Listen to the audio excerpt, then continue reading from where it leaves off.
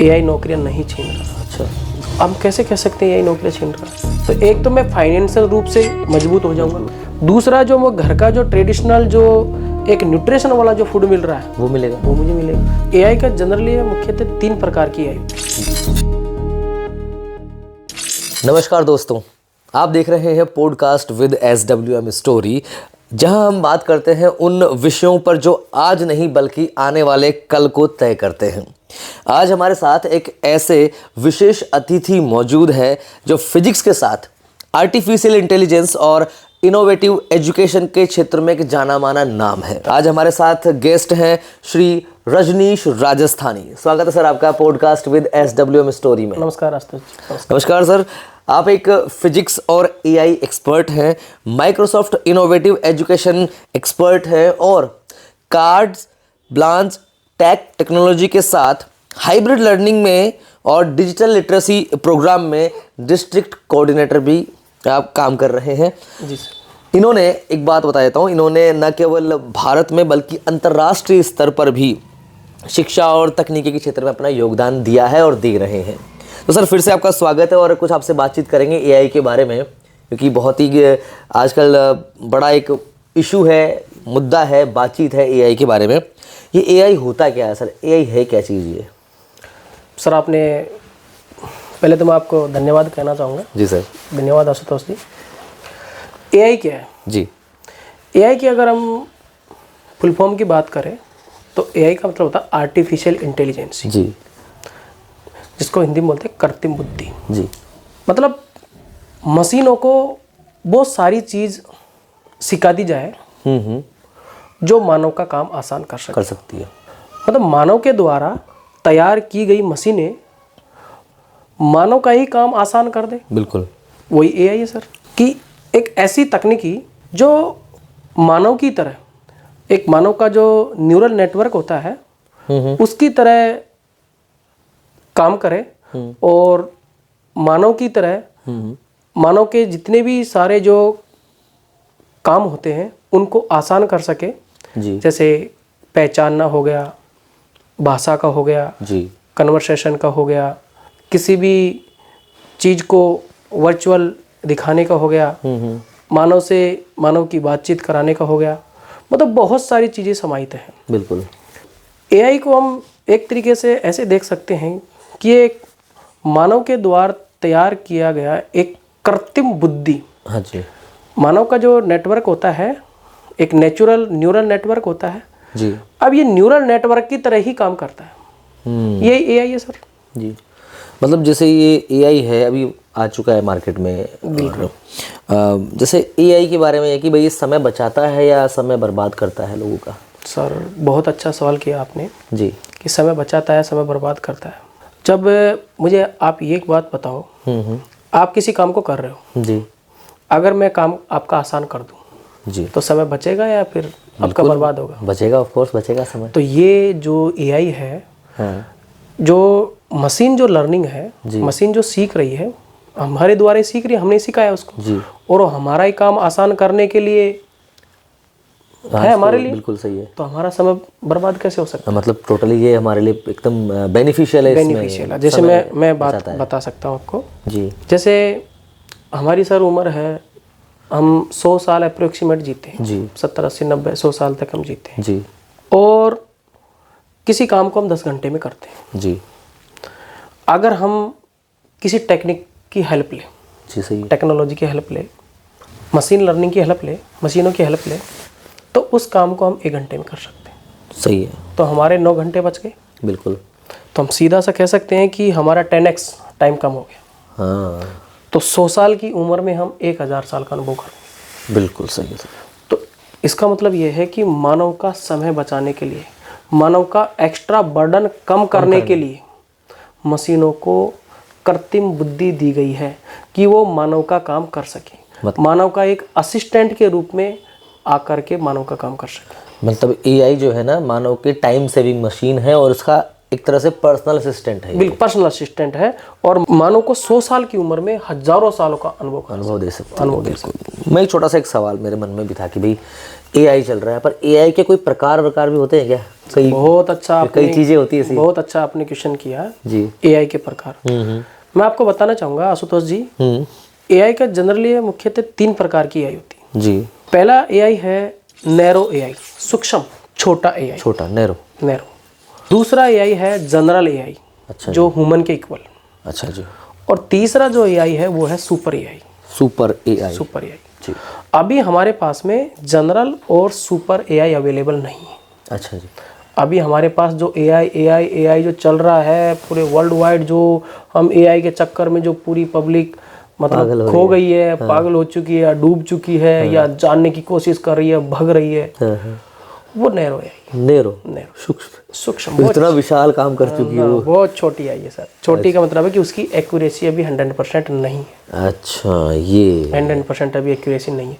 जिस दिन उसकी एक्यूरेसी 100% आ जाएगी तो उसको जनरल एआई बोलेंगे। अच्छा, जनरल में पहुंच जाएगी।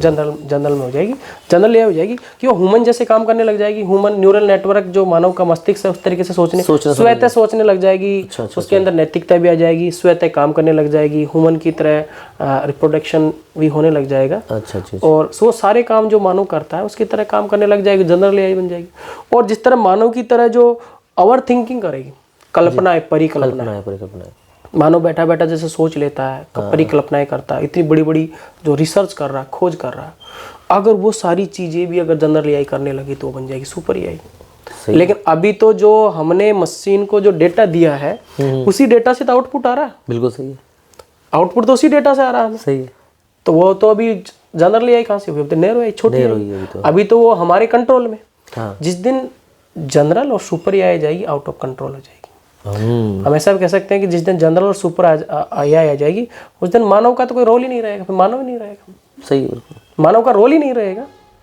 सुपर एआई रोबोटिक्स मानव का रोल ही खत्म हो जाएगा। वो खुद से ही काम करने लगेगा, खुद से सोचेगा, खुद से रिसर्च करेगा, सब कुछ खुद करेगा। ओके। Super AI. बट हम नैरो एआई की बात करते, अब हम नैरो एआई तो नैरो एआई हमारे लिए बहुत उपयोगी, अलग अलग फील्ड में बहुत सारी उपयोगी। हम यही पूछ रहा था मैं, किस किस फील्ड में एआई के फायदे हैं? देखो, हम बात करें तो सर फायदे बहुत सारे हैं।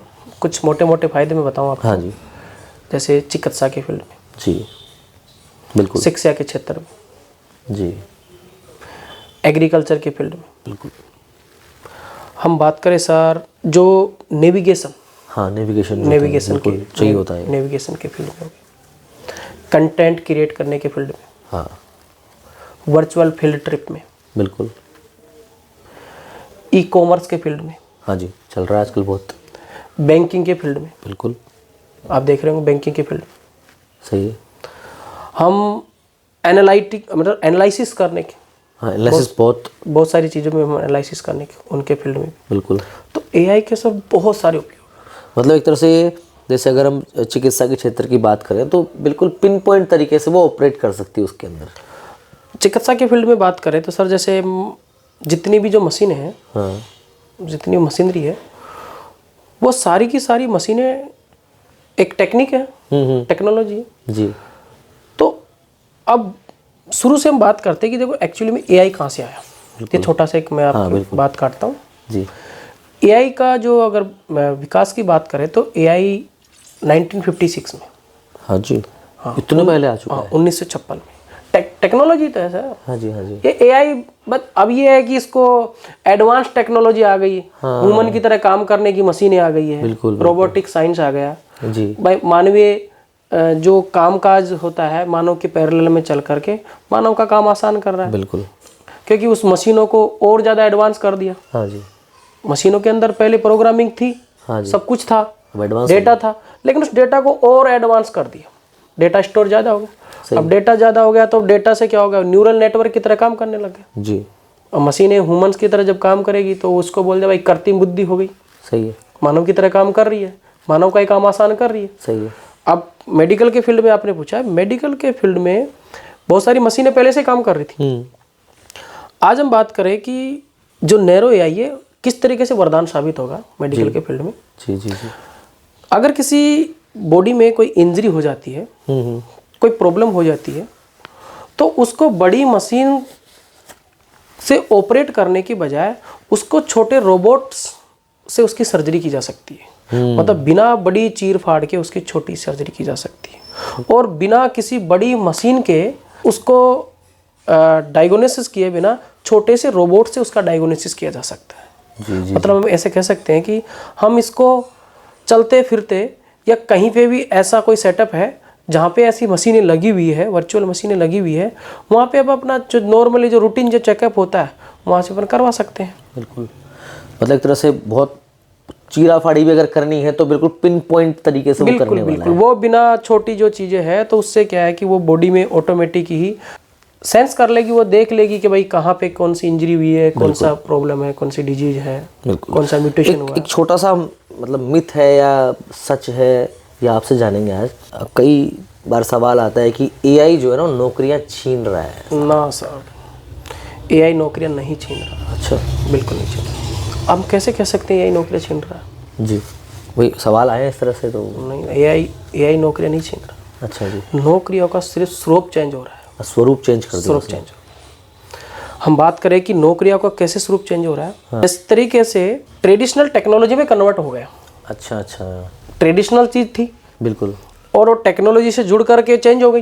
बिल्कुल, तो नौकरी जो ट्रेडिशनल नौकरियां थी वो टेक्नोलॉजी से जुड़ गई। बिल्कुल, अब वो कन्वर्जन हो गया उनका। हम बात करते हैं कि किसी फील्ड में जो जहाँ पे 10 व्यक्ति काम कर रहे थे वहाँ पे एक व्यक्ति काम कर सकता है, बट वो 9 व्यक्ति भी बैठे नहीं रहेंगे। वो 9 जो व्यक्ति पर्सन है वो उसी के किसी दूसरे फील्ड में काम करेंगे। अच्छा जी। अब एआई चल रहा तो एआई तो ये तो है नहीं कि ऑटोमेटिक चलेगा। बिल्कुल, जिसको भी तो किसी न किसी की जरूरत रहेगी। सही है। विदाउट एनर्जी के नहीं चल सकता। सही है। विदाउट डेटा के नहीं चल सकता। सही है। विदाउट कंप्यूटिंग के नहीं चल सकता। विदाउट मशीन लर्निंग के नहीं चल सकता। तो ये जो रोजगार के जो अवसर थे इधर से हट करके दूसरी तरफ शिफ्ट हो गए। जैसे डेटा साइंस में, मशीन लर्निंग में हो गया, रोबोटिक्स के अंदर हो गया, प्रॉम्प्ट इंजीनियरिंग होगी। आजकल हम देख रहे हैं कि बहुत सारी आईआईटीज के अंदर डेटा साइंस को, मशीन लर्निंग को, मतलब एआई को एक बहुत इंपॉर्टेंट सब्जेक्ट के रूप में अचीव कर लिया। अच्छा, पढ़ाया भी जा रहा है। पढ़ाया भी जा रहा है और बहुत सारे इंजीनियरिंग कॉलेजों के अंदर एआई, मशीन लर्निंग और डेटा साइंस को इसके अंदर इंजीनियरिंग करवाई जा रही है। मतलब एआई के कोर्सेज भी करवाए, कोर्सेज हो रहे हैं ना सर। बहुत सारे इंस्टीट्यूट है वो कोर्स करवा रहे हैं। तो मतलब एक तरह से ये है कि आप कह रहे हो कि नौकरियां वो जाएंगी नहीं, उनका स्वरूप चेंज हो गया। नौकरियों का स्वरूप चेंज हो गया। वो नौकरियां जाएगी नहीं, नौकरियों का सोली स्वरूप चेंज हो। बिल्कुल। एक सवाल और था कि इस प्रकार का ये कि कई बार होता है कि लोग कहते हैं कि एआई से जो है ना बच्चों की और जो युवाओं की बुद्धि या जो बौद्धिक क्षमता है ना वो थोड़ी कमजोर होती जा रही है, सोचने समझने की क्षमता। क्या इससे पॉसिबल है? सर ये ऐसा बिल्कुल भी पॉसिबल नहीं है। अच्छा, वो कैसे सर? हम कैसे कह सकते हैं कि इंसानों की, बच्चों की सोचने समझने की क्षमता कमजोर हो रही है? बिल्कुल नहीं कह सकते। जैसे मैंने 10 कंटेंट पढ़े, हाँ 100 कंटेंट पढ़े मैंने, हाँ, और 100 कंटेंट में से मुझे उसका 10% 10 कंटेंट मुझे याद थे जी। आज मैं 1000 कंटेंट देख रहा हूँ, उसका अगर 10% में बात करूँ तो मुझे 100 कंटेंट याद है। बिल्कुल, मतलब जहाँ मुझे 10 कंटेंट याद थे उसका 10x 100 कंटेंट मुझे याद है। तो ये कह सकता हूँ कि मेरा जो एनालिटिकल पावर है वो पहले से 10 गुना ज़्यादा हो गया। मतलब एक साथ सारे कंटेंट और छोटे रूप में दिख जाते हैं तो वो फिर जल्दी हम ग्रैब कर लेते हैं उसको। तो इस पे अभी क्या है कि युवा एक्चुअली में क्या कर रहा है कि इस पे पेपर वर्क ना करके इसमें खो रहा है।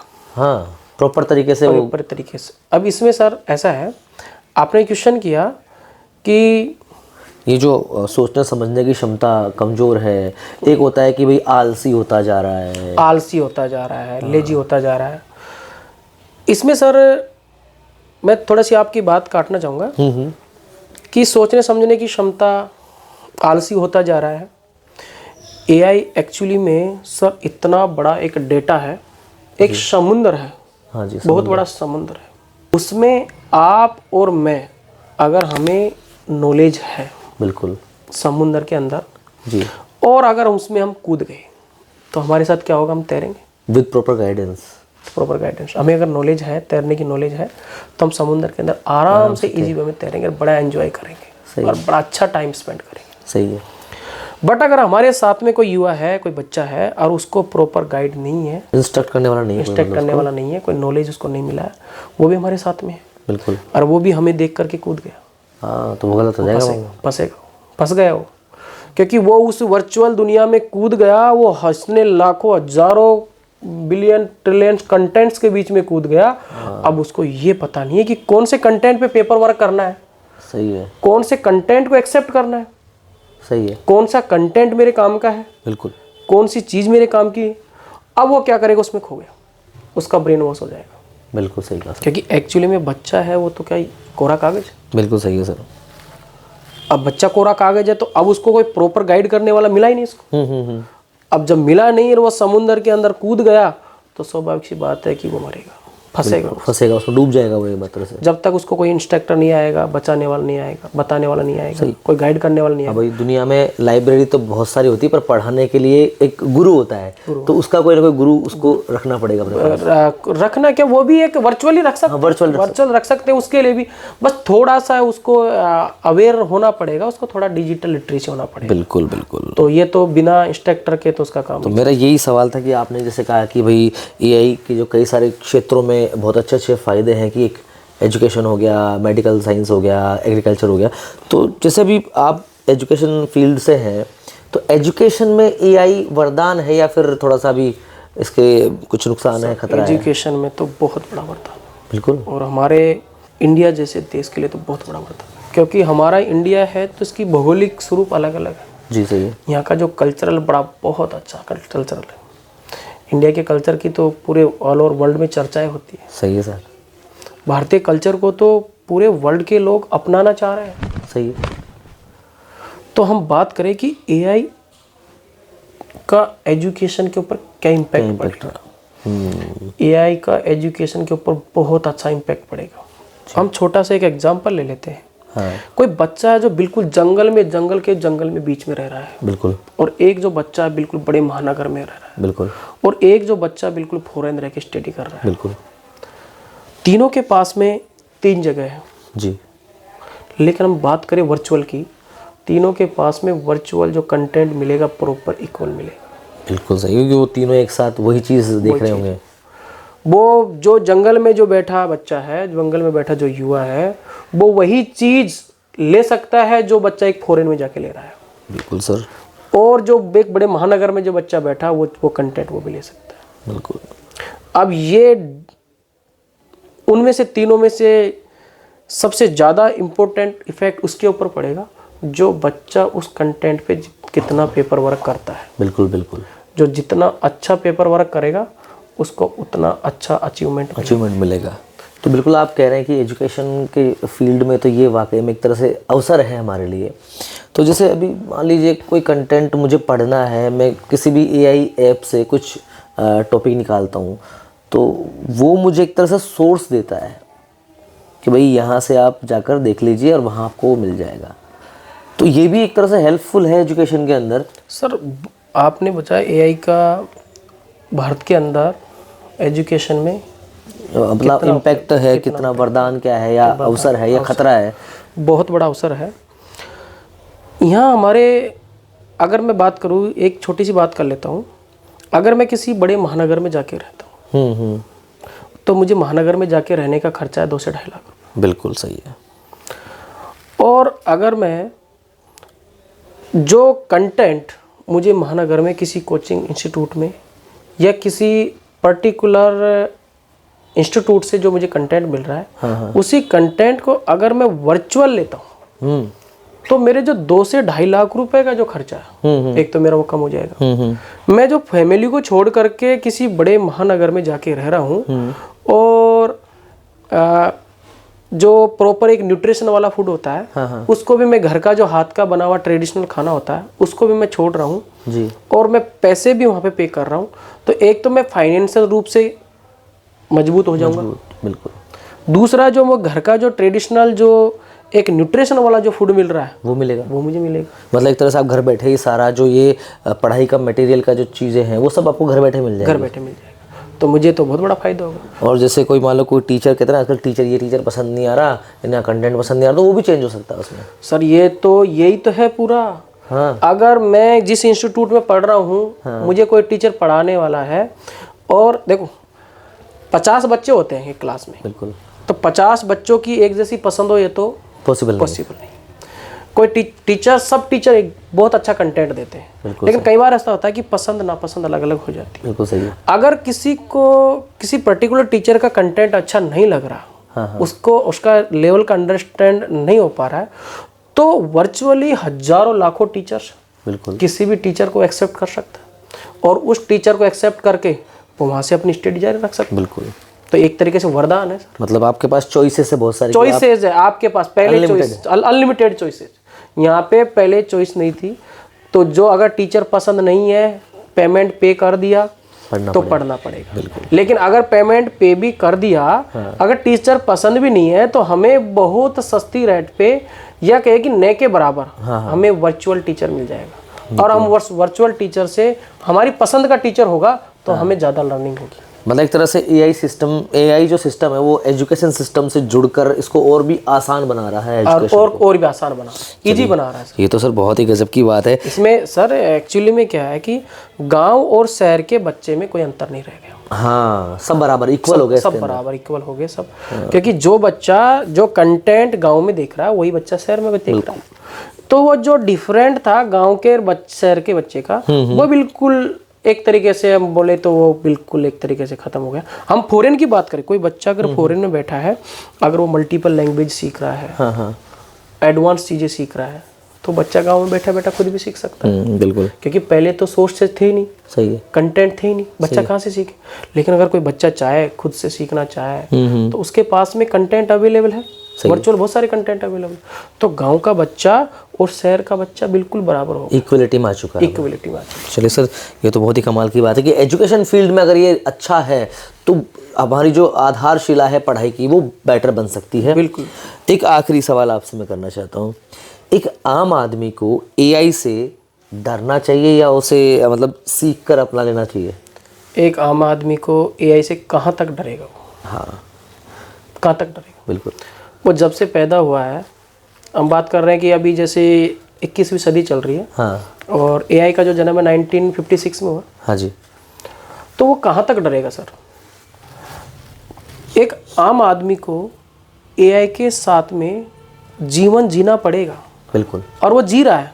सही है। वो बस एक मन में थोड़ा सा ऐसा रहा है कि मुझे एआई पसंद नहीं है, मुझे एआई के साथ में नहीं जीना, नहीं रहना। लेकिन वो सारी चीजें जो कर रहा है, जो बोल रहा है, जो लोगों के साथ में कम्युनिकेशन भी कर रहा है, वो सारा यही तो है। बिल्कुल। वो पूरा यही है। मतलब इस तरह से ये कि जैसे मान लीजिए कि मैं हूँ, मेरी एज अभी 30 साल है और मुझसे जो बड़े हैं उनकी एज 60 साल है, तो हो सकता है कि थोड़ा सा वो कहते हैं ना कि अपने सोच ना मिले अभी उनसे, क्योंकि वो जिस परिवेश में रहे हैं उस परिवेश में अब वो ट्रेडिशनल तरीके से चलना चाहते हैं और हम चाहते हैं कि एडवांस तरीके से आगे बढ़ें, तो वो भी इसका इस्तेमाल करें तो बुरा नहीं है। सर आज का जो युवा है, हाँ, वो एआई के साथ में जी रहा है। हाँ, और वो जिएगा। बिल्कुल। वो एआई के बिना अधूरा है। हाँ, एआई के बिना अधूरा क्यों है? क्योंकि एआई एक्चुअली में उस व्यक्ति का, युवा का पर्सनल असिस्टेंट का काम कर रहा है। बिल्कुल। तो हम कैसे छोड़ सकते हैं अपने पर्सनल असिस्टेंट को? बिल्कुल सही है। मुझे मेरा पर्सनल असिस्टेंट रखना पड़ेगा तो मुझे 10 से 15 हज़ार रुपये बेसिकली पे करने पड़ेंगे। सही है। लेकिन मुझे जब वर्चुअल असिस्टेंट, डिजिटल असिस्टेंट मिल रहा है, हाँ, मुझे जो भी नॉलेज मुझे अगर नहीं है तो मैं मेरे पर्सनल असिस्टेंट से पूछूंगा। बिल्कुल। और वो मुझे प्रोवाइड तो हम इसको कैसे छोड़ सकते हैं? मतलब इंस्टेंटली उस पर रिप्लाईज मिलेंगे। और वो जो मशीन लर्निंग है, ह्यूमन के द्वारा तो बनाई गई है। ह्यूमन को डेटा को ही उसमें कंप्यूटिंग होती है और वही डेटा हमें जो हमारा जो कोई भी क्वेश्चन होता है, हमारा कोई भी बात हमें पूछनी होती है, कोई भी स्पेशल किसी पर्टिकुलर पॉइंट के बारे में हमें जानना होता है, तो इंस्टेंट हम क्या करते हैं वहाँ पे, उससे टूल से हम क्या करेंगे, वहाँ से पूछेंगे और हमें रिप्लाई मिलेगा। तो एक्चुअली हमारा पर्सनल असिस्टेंट हो। बिल्कुल सही है।